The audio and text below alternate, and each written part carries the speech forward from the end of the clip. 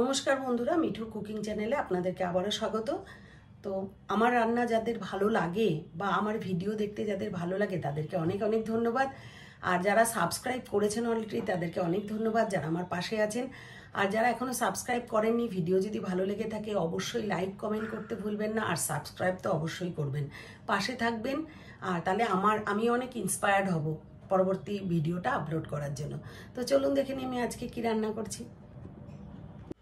রান্নাবান্নায় সবসময় এক্সপেরিমেন্ট করতে কিন্তু আমি ভীষণই ভালোবাসি, আর সেটা যদি খুব ভালো হয় তখন কিন্তু আপনাদের সামনে আমি এই ভিডিওটাকে পোস্ট করি, আপনাদের সাথে শেয়ার করি আর কি। আমি যে রান্নাটা করেছি ঝিঙে পোস্ত, এটা কি নর্মালি করে থাকি সবাই বাড়িতে, কিন্তু সাউথ ইন্ডিয়ান আর নর্থ ইন্ডিয়ান টেস্টের মিক্স আপ করাতে এত অপূর্ব হয়েছিল, আপনারা যদি না করে খান তাহলে বুঝতে পারবেন না যে কত সুন্দর টেস্ট হয়েছিল। আর ঝিঙে বা এই ধরনের সবজি যেগুলোতে জল বার হয় সেগুলো কিন্তু আগে ভালো করে ধুয়ে ছুলে আমি তারপরেই কাটি। আপনারা এটা করে দেখবেন, তাতে কিন্তু ভালোই হবে রান্নাটা। তো ভালো করে ধুয়ে দেখুন, একটু অল্প অল্প করে খোসা রেখে ছুলে নিয়ে তারপরে কিউব করে ছোট ছোট করে কিউব করে কেটে নিয়েছি। একটা বড় সাইজের আলু ভালো করে ছুলে ধুয়ে কিউব করে কেটে নিয়েছি।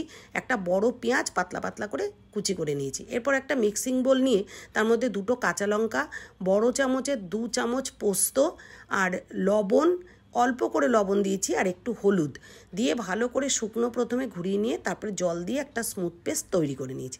এরপর গ্যাসে কড়াই বসিয়ে কড়াইতে 3 টেবিল স্পুন মতন আমি সর্ষের তেল দিয়েছি। এর মধ্যে 2টো শুকনো লঙ্কা আর হাফ চামচের একটু বেশি সর্ষে আর 3 ছড়া কারি পাতা দিয়েছি। দিয়ে একটু নাড়াচাড়া করে পাতলা করে কেটে রাখা পেঁয়াজটা কুচি করে রাখা পেঁয়াজটা দিয়ে দিয়েছি। দিয়ে ভালো করে নাড়াচাড়া করলেই পেঁয়াজগুলো কিন্তু পাটে পাটে খুলে যাবে। তো এইভাবে একটু নাড়াচাড়া করার পর এর মধ্যে দিয়ে দেবো কুচি করে রাখা টমেটোটা দানা ফেলে কুচি করে রেখেছিলাম, আর কিউব করে কেটে রাখা আলু ভালো করে ধুয়ে রেখেছিলাম সেটাও দিয়ে দিলাম। দিয়ে বেশ কিছুক্ষণ নাড়াচাড়া করতে হবে, যতক্ষণ পর্যন্ত না টমেটোটা গলবে ততক্ষণ কিন্তু নাড়াচাড়া করতে হবে এবং ঢাকা দিয়ে ভালো করে নাড়তে হবে টমেটোটা গলা পর্যন্ত। এরপরে ঢাকা দিয়ে রান্নাটা করছি আমি। দেখুন টমেটোটা কিন্তু গলে এসেছে, কিন্তু খুব যে লাল করে আলু ভাজা হবে তা কিন্তু নয়। এরপর ওর উপর দিয়ে কুচি করা ঝিঙেগুলো দিয়ে দিয়েছি। দিয়ে এটাও ভালো করে মেশাতে হবে। এই সময়টা কিন্তু বেশ কিছুটা টাইম দিতে হবে এখানে। একদম ঝিঙেগুলো গলেও যাবে না, আবার একদম শক্ত যে থাকবে সেদ্ধ হয়নি মতন তাও না। একটু নাড়াচাড়া করে ঢাকা দিয়ে দেবো, বারবার কিন্তু ঢাকা দেবো, তাতে জল বার হবে ঝিঙে থেকে, আর সেদ্ধটাও ঠিক ওইভাবে হবে। আবারও কিছুক্ষণ নাড়াচাড়া করব। যারা যারা আমার এই চ্যানেলটাকে সাবস্ক্রাইব করেছেন তাদেরকে অনেক অনেক ধন্যবাদ। যারা এখনও সাবস্ক্রাইব করেননি তারা সাবস্ক্রাইব করবেন এবং আমার পাশে থাকবেন। এরপরে দিয়ে দিলাম পোস্ত বাটাটা, সেটাও ভালো করে নাড়াচাড়া করে মিশিয়ে নিতে হবে।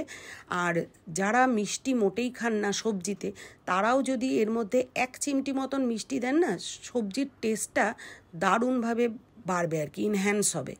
আর যেহেতু আমরা একটু সবজিতে মিষ্টি খাই, পেঁয়াজ দেওয়া আছে, অল্প করে মিষ্টি দিলেই কিন্তু হবে। আবারও একটু অল্প করে হলুদ দিলাম, যেহেতু হলুদটা একটু কম লাগছিল। আর লবণও একটুখানি দেবো, কারণ ওখানে কিন্তু পোস্তটা মিক্স করার সময় অল্প করেই লবণ দিয়েছি। লবণটা বুঝেই দেবেন যে যেরকম খাবেন। অনেকে লবণটা মিডিয়াম খায়, অনেকে বেশি খায়, অনেকে একটু কম খায়।